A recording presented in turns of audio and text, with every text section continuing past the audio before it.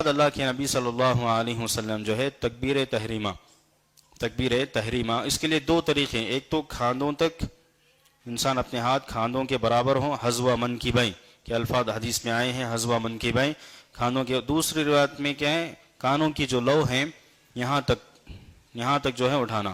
کانوں کو چھونا ثابت نہیں. کانوں کو بعض لوگ جو چھوتے ہیں یہ ثابت نہیں. صرف کانوں کے برابر ہو یا اس کے کھانوں دونوں کھانوں کے برابر اس کے ہاتھ ہوں. اللہ اکبر کہہ کر تکبیر تحریمہ کہہ کر رکعت باندھنا. اور رکعت کہاں باندھیں گے؟ ہاتھوں کو کہاں باندھا جائے گا؟ سینے پر. صحیح روایت جو وائل بن حجر رضی اللہ تعالیٰ عنہما سے مروی ہے کہتے ہیں میں نے اللہ کے نبی صلی اللہ علیہ وسلم کو نماز پڑھتے ہوئے دیکھا آپ کے دونوں ہاتھ جو ہیں سینے پر تھے. سینے پر ہاتھ. ناف کے سلسلے میں جو روایتیں آئیں علی رضی اللہ تعالیٰ عنہ سے دیگر صحابہ سے وہ تمام روایتیں جو ہیں ضعیف. نیچے ہاتھ باندھنے کے سلسلے میں جتنی روایت آئی ہیں وہ سب کے سب جو ہیں ضعیف ہیں. صحیح روایت میں سینے پر ہاتھ باندھنا اللہ کے نبی صلی اللہ علیہ وسلم سے ثابت ہے. اور ہاتھ باندھنے کا جو طریقہ اس سے پہلے بتایا گیا تھا کہ تین طریقے ثابت ہیں. ایک تو ہتھیلی کو کف پر ایک ہتھیلی کو دوسرے ہتھیلی پر رکھیں ایک طریقہ ہے. دوسرا طریقہ کلائی پر باندھے. کلائی جو ہے آپ کی اس طرح باندھے سینے پر. اور تیسرا طریقہ ایک ذرا کو دوسرے ذرا پر ایک ہاتھ کو دوسرے. تینوں طریقے ثابت ہیں. وائل بن حجر رضی اللہ تعالیٰ عنہما ہی کی روایت ہے. سنن ترمذی وغیرہ میں یہ تینوں ایک ہی روایت میں تینوں الفاظ آئے کہ اللہ کے نبی صلی اللہ علیہ وسلم نے تینوں طریقے سے نماز آپ نے پڑھی ہے. ایک کف کو دوسرے کف پر اور کلائی پر اور ایک ذرا کو دوسرے. تو اللہ اکبر کہہ کر تکبیر تحریمہ کے لیے ہم کہیں گے. پھر اس کے بعد اللہ کے نبی صلی اللہ علیہ وسلم سے دعائے استفتاح ثابت. نماز شروع کرنے کے لیے جو دعا پڑھی جاتی ہے اللہم باعد بینی و بین خطایا کما باعدت بین المشرق والمغرب یہ دعا یا سبحانک اللہم بحمدک و تبارک اسمک و تعالی جدک و لا الہ غیرک یہ دونوں دعائیں اللہ کے نبی سے ثابت ہے. سورہ فاتحہ پڑھنے سے پہلے پیارے نبی صلی اللہ علیہ وسلم جو ہے یہ دعا پڑھتے تھے. اس کے بعد اعوذ باللہ من الشیطان الرجیم بسم اللہ الرحمن الرحیم پڑھ کر اللہ کے نبی صلی اللہ علیہ وسلم سورہ فاتحہ پڑھتے. پھر سورہ فاتحہ اور سورہ فاتحہ رکن ہے نماز کا.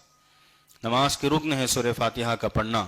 لا صلاۃ لمن لم یقرأ بفاتحۃ الکتاب اللہ کے نبی صلی اللہ علیہ وسلم نے کہا بغیر سورہ فاتحہ کی نماز نہیں ہوگی. چاہے اکیلا نماز پڑھے انسان چاہے امام بن کے امامت کرائے اور مقتدی ہو امام کے پیچھے سورہ فاتحہ ہر ایک کے لیے ضروری ہے. تو سورہ فاتحہ کے بعد کوئی بھی سورت ہم پڑھ سکتے ہیں. اللہ کے نبی صلی اللہ علیہ وسلم اکثر جو ہے فجر کی نماز میں طویل قرات آپ کی طویل قرات جو ہے لمبی ہوتی تھی. 60 سے 100 آیتیں اللہ کے نبی صلی اللہ علیہ وسلم پڑھا کرتے تھے.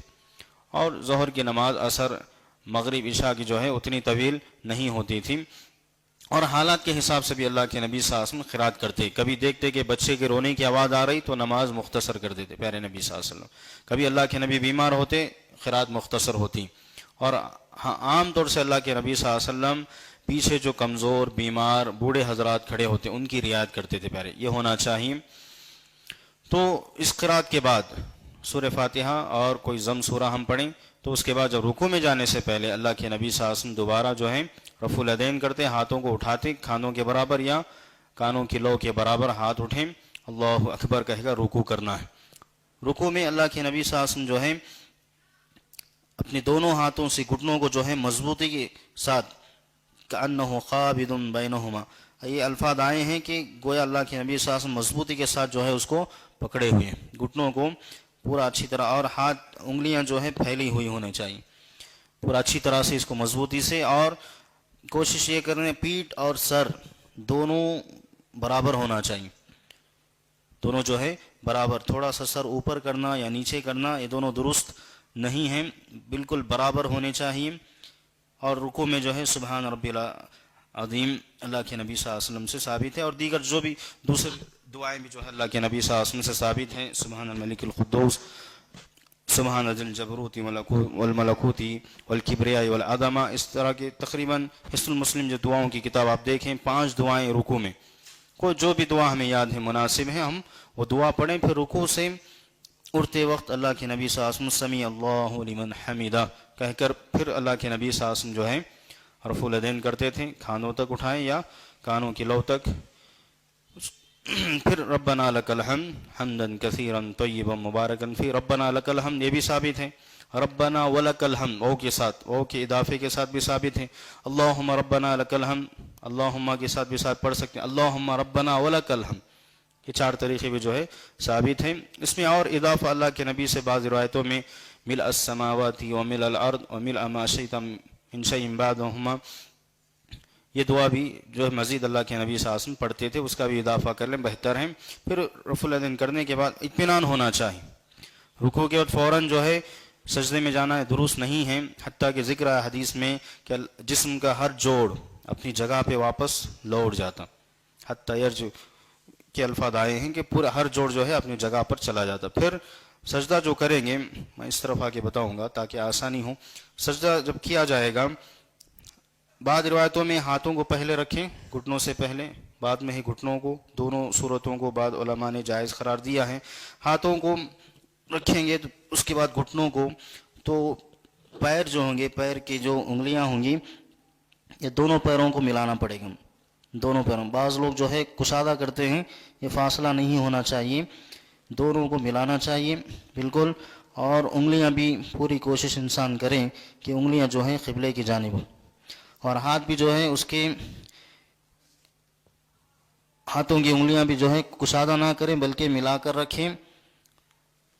میں یہ طریقہ سامنے بتاؤں گا تاکہ آسانی ہو۔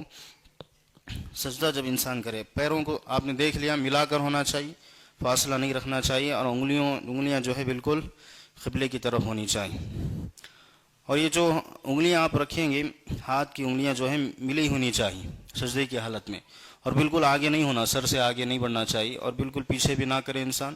اور یہ حکم بھی دیا گیا کہ یہ جو ہمارے پہلو ہیں یہ کشادہ رہیں، تھوڑا سا جو ہے کشادہ رہے، اس میں یہ بالکل رانوں سے نہ ملائیں، پیٹ جو ہے تھوڑا فاصلہ سامنے ہو، پیٹ بھی جو ہے ہمارا یہ رانوں سے نہ ملے۔ یہ طریقہ ہے سجدہ کرنے کا، پہلا سجدہ جب ہم کریں گے۔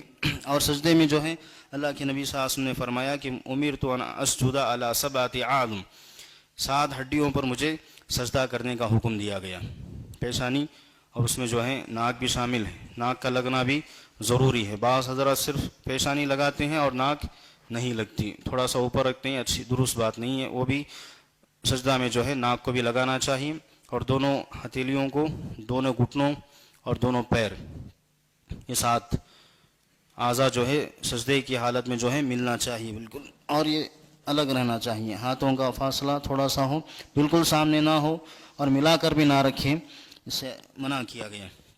اور دونوں سجدوں کے درمیان جب بیٹھیں گے، دونوں سجدوں کے درمیان 2 طریقے ثابت ہیں، ایک طریقہ کہ بائیں پیر کو ہم پھیلا دیں،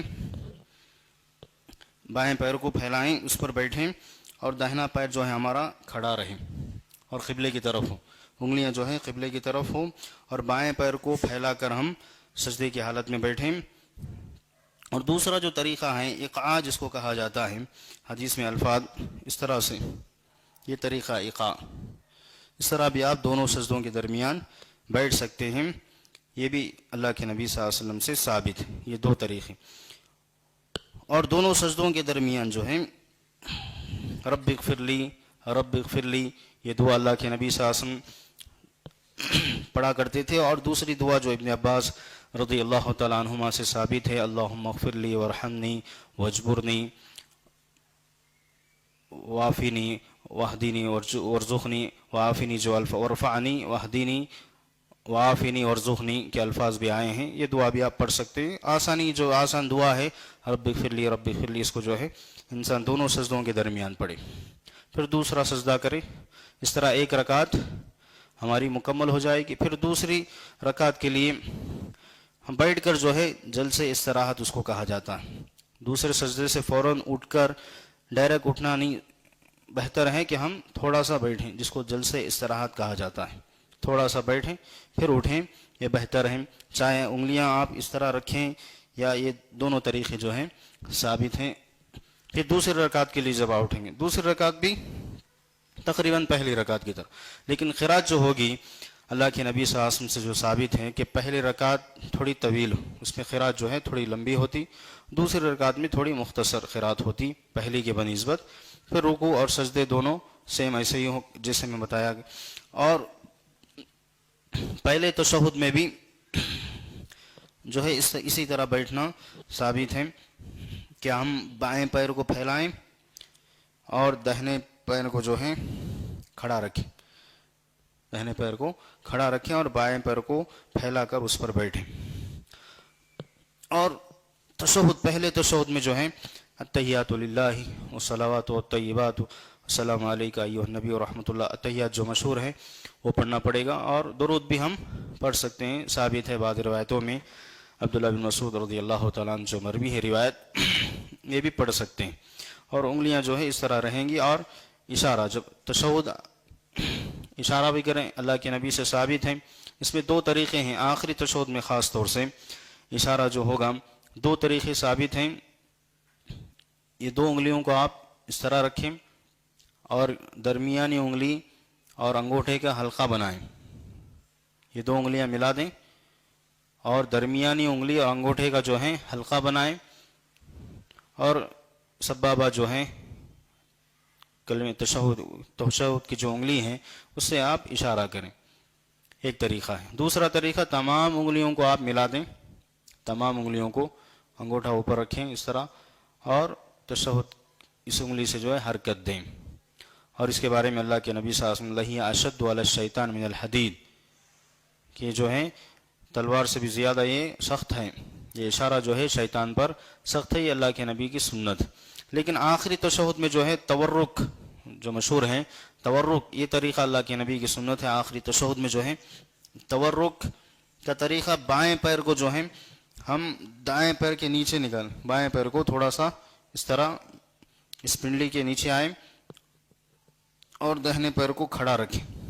یہ تورک ہے. اور اس حصے پہ ہم پچھلے حصے پر بیٹھیں آخری تشہد میں، جس میں التحیات کے بعد درود پڑھا جائے گا. درود ابراہیم، اللہم صلی علی محمد وعلی آل محمد کما صلیت علی ابراہیم وعلی آل ابراہیم انک حمید مجید. اللہم بارک علی محمد وعلی آل محمد کما بارکت علی ابراہیم وعلی آل ابراہیم انک حمید مجید. اس کے بعد ابو بکر صدیق رضی اللہ تعالیٰ عنہ سے جو دعا ثابت ہیں، اللہ کے نبی سے جب انہوں نے پوچھا تھا تو اللہ کے نبی نے ان کو بتایا، اللہم انی ظلمت نفسی ظلما کثیرا ولا یغفر الذنوب الا انت فاغفر لی مغفرۃ من عندک وارحمنی انک انت الغفور الرحیم. اس کے بعد اللہ کے نبی صلی اللہ علیہ وسلم نے 4 چیزوں سے آپ پناہ مانگتے تھے، جہنم کے عذاب سے، قبر کے عذاب سے، دنیا آخرت کے فتنوں سے اور مسیح دجال کے فتنے سے. اللہم انی اعوذ بک من عذاب جہنم ومن عذاب القبر ومن فتنة المحیاء والممات ومن شر فتنة المسیح الدجال. اس کے بعد اللہ کے نبی بعض روایتوں میں ومن المأثم والمغرم کے الفاظ بھی آئے ہیں. اس کے بعد اللہ کے نبی نے بعض روایتوں میں الفاظ آئے ہیں ثم لیتخیر ما شاء، پھر جو دعائیں ہم اپنے لیے کرنا چاہیں کر سکتے ہیں، جو بھی دعائیں ہم مانگنا چاہیں مانگ سکتے ہیں. لیکن خیال یہ رہے کہ رکوع اور سجدے میں قرآن کی تلاوت نہیں ہونا چاہیے. ہاں البتہ قرآن کی جو دعائیں ہیں، قرآن کی دعائیں بطور دعا ربنا آتنا فی الدنیا حسنہ دعا کے طور پہ ہم پڑھ سکتے ہیں. انبیاء سے جو دعائیں ثابت ہیں اس کو بھی ہم بطور دعا پڑھ، لیکن قرات نہیں ہوگی، اس کا خیال ہونا چاہیے.